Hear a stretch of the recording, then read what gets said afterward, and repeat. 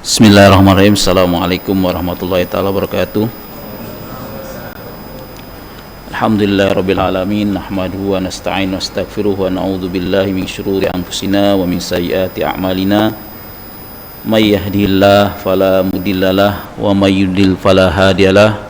Shalatu wassalamu ala habibina wa maulana Muhammad wa ala alihi wa ashabihi wa man tabi'ahu bi ihsan ila yaumiddin, amma ba'du. Jamaah salat zuhur Masjid Agung Al-Azhar yang dirahmati Allah Subhanahu wa taala. Sebelum kita memulai kajian bersama, mendalami, memahami, menjiwai ayat-ayat Allah Subhanahu wa taala berdasarkan tafsiran daripada ulama kita Buya Hamka, mari kita berdoa pada Allah Subhanahu wa taala untuk saudara-saudara kita yang ada di Palestina. Allahumma salli ala Muhammad wa ala ali Muhammad, ya munzilal kitab wa ya mujriyas sahab, sari al hisab hazimal ahzab, ihzim bani suhyuna wansurna alaihim. Allahumma a'izzal islam wal muslimin, Allahumma ansur ikhwanana al muslimina fi Palestin, Allahumma anjil mu'minina al mustad'afina fi Gazzah, Allahumma syabbi jaw'ahum wa aski atsyahum wa shfi mardahum birahmatika ya arhamar rahimin, amin ya rabbal alamin. Jamaah salat zuhur rahimakumullah, pada 2 pekan yang lalu di sini sudah kita bahas terkait dengan surat Al-Jin dan sudah selesai surat Al-Jin, di mana pada ayat-ayat terakhir itu menggambarkan bagaimana tugas daripada seorang rasul.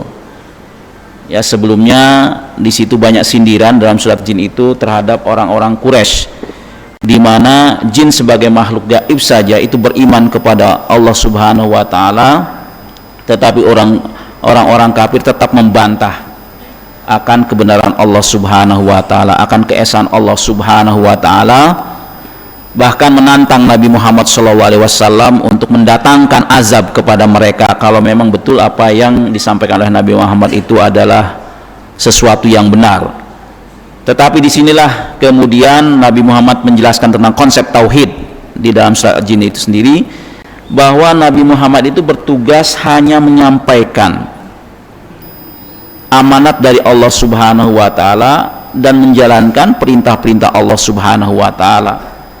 Untuk urusan bahaya, urusan azab, itu adalah kewenangan Allah Subhanahu wa taala. Bahkan Nabi sendiri bisa saja kalau Allah memang menghendaki, Nabi sendiri terkena bahaya, terkena bencana.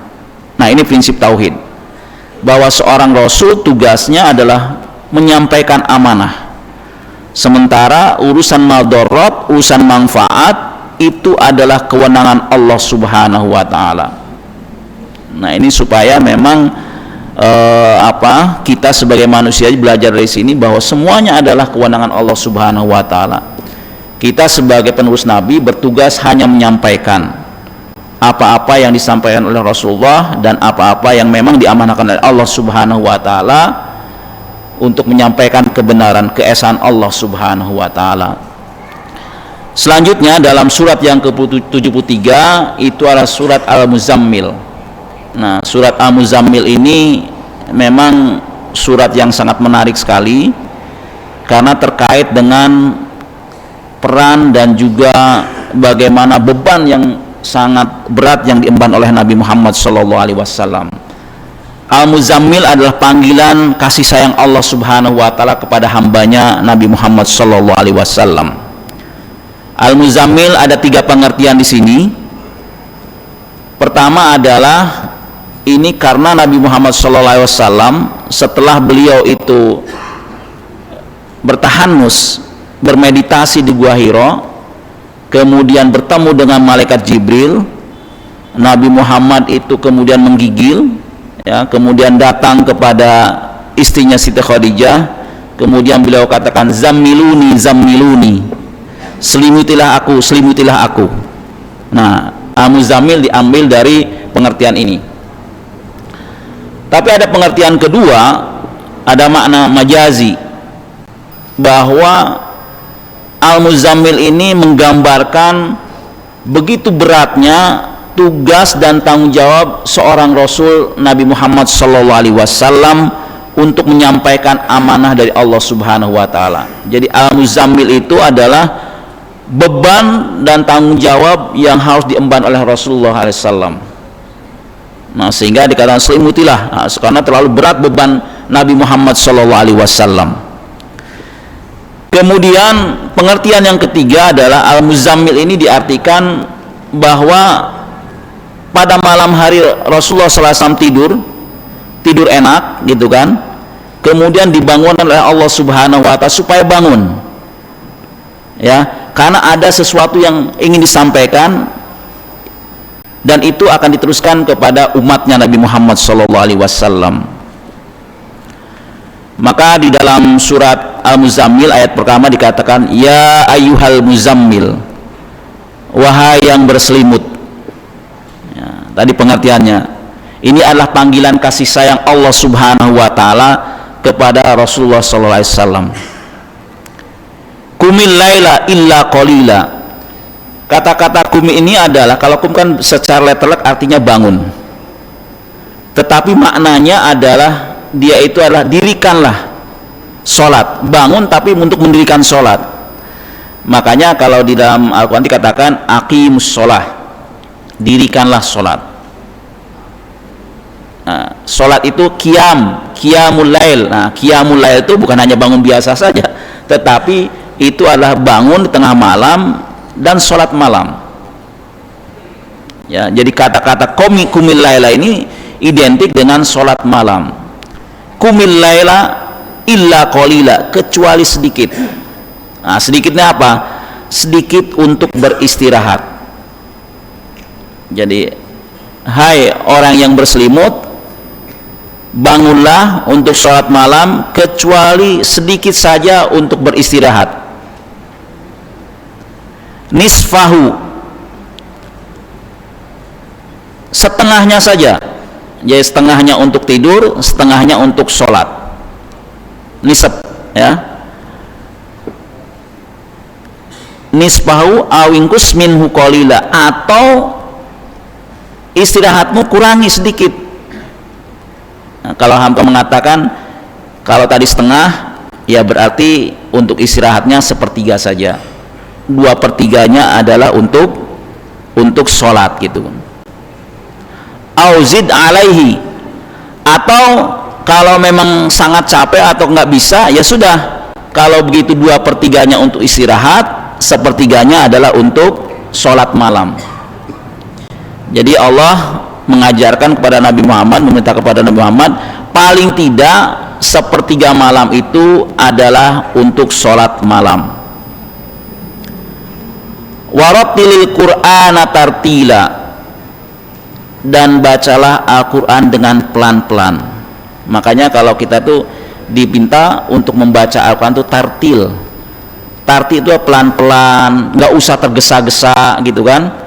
Jadi bagaimana kita membaca Al-Quran dengan tahsin yang baik, dengan tajwid yang baik, bahkan dengan suara yang baik, dan itu pelan-pelan, tidak boleh tergesa-gesa.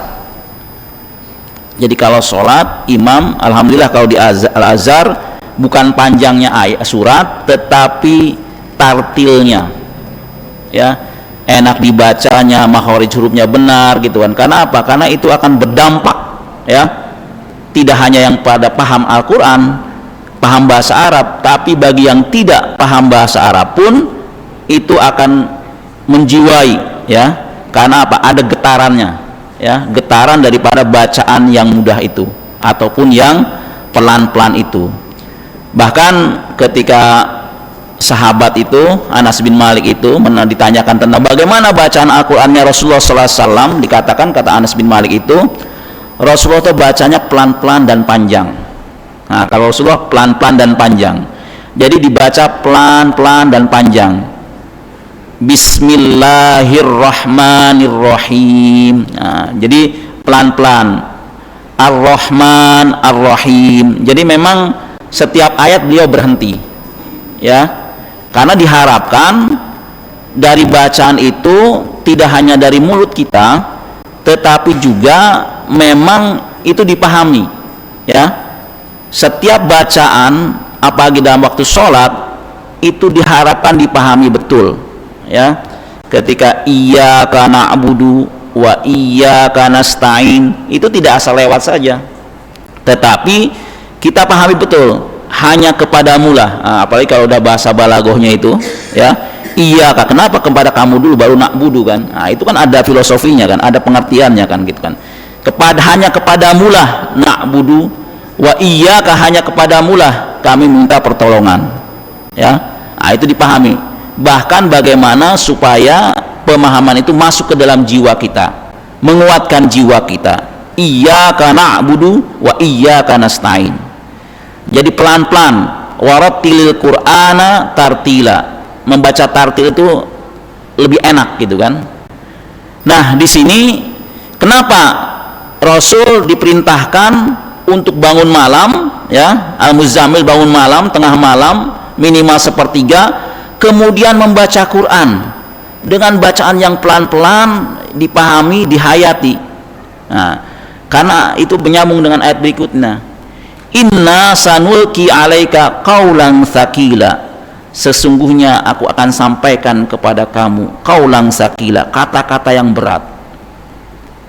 Ini kata-kata yang berat ini maksudnya di sini adalah bahwa aku akan menyampaikan kepadamu amanah yang begitu berat, tugas yang begitu berat. Qaulan tsaqila, kata-kata yang begitu berat. Jadi sebelum kata-kata yang berat itu disampaikan, Rasul dipersiapkan dulu. Persiapannya apa? Tadi dengan sholat malam dan juga dengan membaca Al-Quran secara pelan-pelan. Nah, ini adalah sebagai pelajaran juga buat kita semua. Kalau kita ingin menjadi pemimpin, kalau kita ingin hidup kita kuat, hidup kita sukses, maka kita harus mempersiapkan diri. Dan Allah menyiapkannya adalah kesiapan spiritual kita, kesiapan mental kita, ya, sehingga bisa menghadapi persoalan dengan sebaik-baiknya. Nah, ini diajarkan pada Rasulullah SAW. Inna sanulki alaika qaulan tsaqila. Kemudian inna nasyiatal laili hiya asyaddu wat'a wa aqwamu qila. Sesungguhnya tengah malam itu lebih mantap, ya, dan perkataan itu lebih berkesan. Kenapa disampaikannya pada malam hari? Karena pada malam hari itu waktu yang hening, waktunya manusia beristirahat, tidak disibukkan oleh kesibukan-kesibukan dunia. Maka pada malam hari itu adalah malam yang sangat cocok sekali, yang sangat mantap sekali, yang sangat tepat ketika hambanya berkomunikasi dengan Allah Subhanahu wa ta'ala. Bahkan di dalam hadis qudsi dikatakan bahwa pada sepertiga malam Allah Subhanahu wa ta'ala turun ke langit bumi, di mana Allah Subhanahu wa ta'ala mendengarkan keluh kesah daripada hambanya pada malam hari, kemudian memberi ampunan terhadap orang-orang yang bertobat dan juga terhadap orang-orang yang meminta ampun. Jadi memang Allah Subhanahu wa ta'ala mengajarkan kepada kita bahwa jangan sampai kita kehilangan malam hari, karena malam hari itu adalah malam yang mantap, malam yang hening, di mana Allah Subhanahu wa ta'ala memberikan kesempatan kepada hamba-hambanya untuk berkeluh kesah, orang yang berdosa untuk bertobat, meminta ampunan, dan Allah dengarkan dan Allah ampuni dan Allah memberikan taubat kepada hamba-hambanya. Wa aqwamu qila, dan kata-kata itu berkesan sekali. Maksudnya kata-kata itu berkesan adalah bahwa memang pada malam itu apa yang disampaikan, bacaan Qur'annya, sholatnya, itu berkesan sekali terhadap pikiran dan terhadap jiwa. Maka kalau Rasulullah SAW itu ketika Aisyah mengatakan, ya Rasulullah SAW, kenapa engkau sampai sholat tahajud, pada engkau kan sudah dijanjikan oleh Allah Subhanahu wa ta'ala surga. Kata Rasulullah, apakah tidak boleh aku untuk bersyukur? Karena memang sholatnya tahajud itu luar biasa Rasulullah SAW, bisa malam sampai pagi itu kan, sebelum fajar terbit kan, gitu kan. Karena bacaannya tadi pelan dan panjang gitu kan, ya. Jadi kalau manusia biasa mungkin sangat berat sekali, tapi bagi seorang Rasul sebagai tanda syukur, bagi beliau adalah ringan-ringan saja, ya. Dan pada malam itu memang kata-kata itu sangat berkesan sekali. Bahkan kata Rasulullah SAW, kalau bisa memang membaca Al-Quran pada waktu itu dilakukan, bahkan sambil menangis, kata Rasulullah SAW. Kalau bisa sambil menangis, supaya apa? Supaya menyentuh pada jiwa kita, supaya jiwa kita kuat dan hati kita semakin dekat dengan Allah Subhanahu wa Ta'ala. Ya. Jadi kalau kita membaca surat Al-Kafirun, membaca surat Al-Ikhlas, membaca surat Al-Falaq, itu diminta oleh Rasulullah SAW sambil menangis. Kenapa? Begitu dalamnya penghayatan terhadap ayat-ayat Allah Subhanahu wa Ta'ala. Ya, makanya sebenarnya kalau Al-Azhar mestinya bahasa Arab itu wajib. Ya, karena apa? Karena memang Al-Quran itu semuanya bahasa Arab kan, gitu kan. Paling tidak bahasa Al-Quran lah, ya. Supaya apa? Supaya kita bisa merenungkan. Mahal sekali memang, ya. Apalagi di malam hari kita bisa merenungkan, bisa memahami ayat-ayat Al-Quran, itu akan menyentuh ke dalam jiwa kita. Inna laka fin nahari sabhang tawila. Kalau kamu pada siang hari itu urusan-urusannya panjang, ya, karena ada urusan niaga, ada urusan pemerintahan, ada urusan macam-macam, urusan keluarga, gitu kan. Nah, itu memang siang dijadikan waktu untuk berniaga, waktu untuk dengan keluarga, waktu untuk masyarakat, ya, sehingga untuk ibadah khususkanlah di malam hari yang itu memang mendekatkan diri kita kepada Allah Subhanahu wa Ta'ala. Wadhkur isma rabbika watabattal ilaihi tabtila. Dan sebutkanlah, zikirlah, ini dengan hati, ya. Kata Hamka itu, berzikirlah dengan hati. Ketika mengatakan, kan zikir yang paling tinggi itu adalah pertama la ilaha illallah, ya. Kemudian apalagi astagfirullah. Terus kemudian dari subhanallah, alhamdulillah, sampai kepada la haula wala quwata illa billahil alil azim. Nah, kalau bisa memang zikir-zikir ini terus diungkapkan, terus diucapkan, ya, pada malam hari. La ilaha illallah, subhanallah, walhamdulillah, wala ilaha illallah, la haula wala quwata illa billah. Nah, Hamka menyebutkannya ini zikir-zikir yang sangat tinggi sekali nilainya, ya. Dan itu menjadikan jiwa kita semakin kuat, dan insya Allah kita semakin dekat dengan Allah Subhanahu wa Ta'ala. Wadhkur isma rabbika, dengan hati kita, diungkapkan dengan lisan kita, watabattal ilahi tabtila, dan tunduklah kepada Allah dengan setunduk-tunduknya. Nah, ketundukan Allah kalau bisa kita ilustrasikan dengan bersujud, ya. Sujud itu memang adalah gambaran kerendahan kita di mata Allah Subhanahu wa Ta'ala. Kita merendahkan serendah-rendahnya di mata Allah Subhanahu wa Ta'ala. Tapi pada saat yang sama Allah menaikkan derajat kita setinggi-tingginya derajat. Jadi ketika kita sujud, kita merendahkan derajat kita di mata Allah Subhanahu wa Ta'ala. Tetapi pada saat yang sama Allah meninggikan derajat kita setinggi-tingginya. Ya, makanya masjid itu tempat untuk bersujud, ya. Rabbul masyriqi wal maghrib. Tuhan Al-Masyriq itu adalah terbitnya matahari di timur dan tenggelamnya matahari di barat. Ini gambaran daripada dunia ini, ya. Sebagaimana dalam surat Al-Kahfi, di mana Zulkarnain itu menguasai timur dan menguasai barat. Nah, ini gambaran bahwa ini alam semesta semuanya itu dikuasai Allah Subhanahu wa Ta'ala. Kemudian Allah Subhanahu wa Ta'ala menunjuk Zulkarnain dalam surat Al-Kahfi 83 itu, inna makannahu fil ardi, ya, bahwa Allah Subhanahu wa Ta'ala menguatkan, menempatkan Zulkarnain di muka bumi ini. Dia menguasai maghrib dan juga masyrik. Tapi sesungguhnya penguasa sebenarnya adalah Allah Subhanahu wa Ta'ala. Karena apa?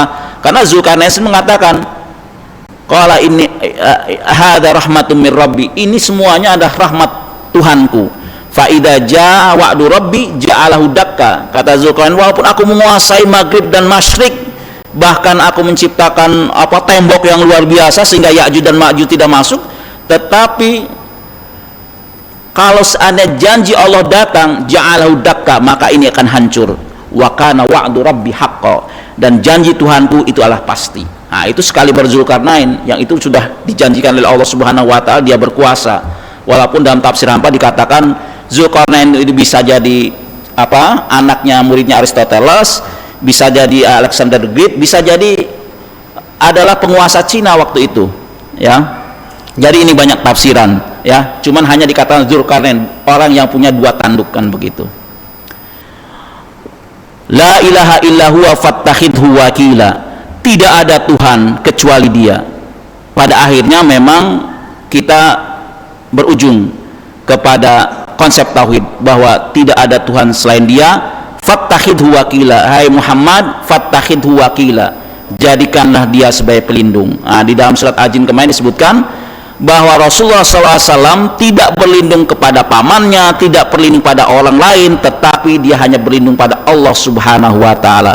Maka Nabi Muhammad dengan berlindung pada Allah Subhanahu wa Ta'ala, dia dikuatkan jiwanya, didekatan hatinya pada Allah Subhanahu wa Ta'ala, sehingga dia bisa melaksanakan tugas dan amanah dari Allah Subhanahu wa Ta'ala. Ini sebagai sebuah pelajaran bahwa dalam konsep tauhid adalah bahwa semuanya itu adalah dalam takdir Allah Subhanahu wa Ta'ala, dan menjadikan Allah Subhanahu wa Ta'ala sebagai wakila, sebagai pelindung, tidak ada yang lain. Kalau yang lain hanyalah wasilah, dan itu digerakkan oleh Allah Subhanahu wa Ta'ala, sehingga itu menjadi pembantu kita atau penolong kita semua. Itu saja yang bisa saya sampaikan, mudah-mudahan bermanfaat. Billahi taufiq wal hidayah. Assalamualaikum warahmatullahi taala wabarakatuh.